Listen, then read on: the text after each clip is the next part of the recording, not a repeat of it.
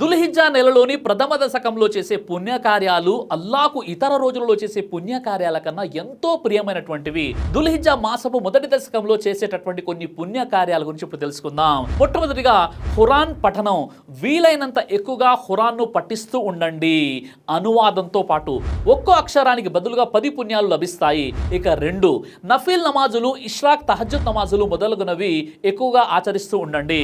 ఇక 3, అల్లాను ఎక్కువగా స్మరించడం.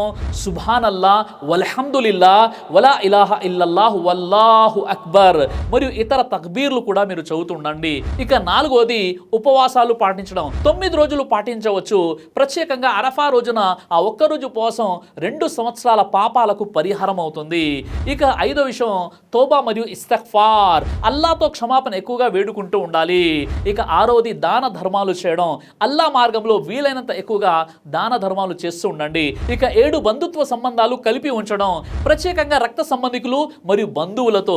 ఎందుకనగా సత్సంబంధాలు తెంచిన వారు స్వర్గంలో ప్రవేశించరు. ఇక 8, ఈదుల్ అధా సందర్భంగా ఖుర్బానీ ఇవ్వడం. ఖుర్బానీ ఇచ్చే స్తోమత ఉండి కూడా ఖుర్బానీ ఇవ్వని వాడు మా ఈద్గా కూడా రాకూడదని ప్రవక్త వారు చెప్పారు. కాబట్టి ఖచ్చితంగా ఖుర్బానీ ఇవ్వాలి స్తోమత ఉన్నవారు.